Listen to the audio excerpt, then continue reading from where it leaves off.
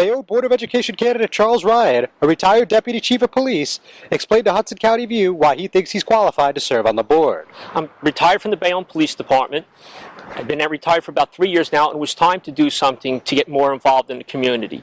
So we were talking, my wife and I were talking, and we decided this was an opportunity to continue this type of service. It's something we've always been interested in. We have 3 children who are in their 20s. They range in abilities from someone who graduated summa cum laude from college to a child with autism who just the fact that she can verbalize and be a welcome housemate is her goal. And we have a middle child who's in Hudson County Community College. So he represents the middle of that spectrum.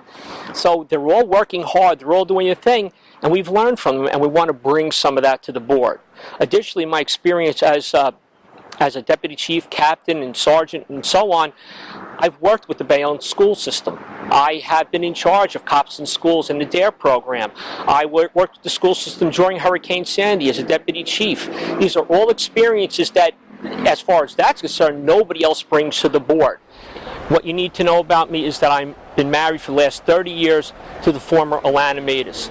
Additionally, I hold a New Jersey State certificate in education, the New Jersey State Certificate in Social Studies, and I have a Bachelor of Arts in History from Jersey City State College, so I am an educator. I taught for 2 years before I became a police officer. Ryan, one of 3 candidates seeking a 2-year term on the board in this election cycle, spoke about eliminating unnecessary jobs within the district.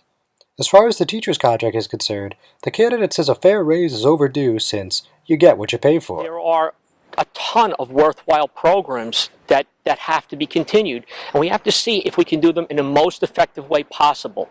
Part of that is how we spend money on the different salaries that we spend money on, because let's face it, personnel is the most expensive item and the dominant item in the budget. So who are we paying for? What are we doing? We have to look at the table of organization. How many schools do we have? How many classrooms are we running? Do we have enough teachers? Do we have enough principals? Are the vice principals doing what they're supposed to be doing? What are the directors doing? We need to justify every position, first by looking at the TO, seeing by what people do, and justifying those positions. If they're not needed, we just can't fund them because we don't have the extra money. As far as the teacher's contract is concerned, that's a lot more difficult. I'm not privy to those negotiations. Nobody is. They have to be conducted quietly between the board and the teachers union. It's not put out in public, but I can say that we need to give the teachers a fair raise. I mean, that's just the basis of everything. You get what you pay for. And if you want, and we do need, and we should be demanding of central office quality teachers, well, we're going to have to pay for it. So we have to find ways to economize, and we have to shift some of that money to the teachers' contract. Otherwise, what's the point of the exercise? If we're going to have substandard teachers, if that's what we're willing to pay for, it's just time to go home. As far as what he'd like to improve in the Bayonne Public Schools, Ryan said it's time to think outside the box and expand programs beyond STEM and the performing arts. We have the STEM Academy. We have the Performing Arts Academy. Well, we need to look further than that. There are many jobs that, for example, do not require college, but they do require further education. Whether it's being a jet engine mechanic over at Newark Airport, or an automobile mechanic up on one of the dealerships on 440, or somebody who works in a kitchen in one of the many different culinary programs for the restaurants around this area, or any of the huge number of medical facilities that are operating, respiratory therapists, physical therapists, x-ray technicians.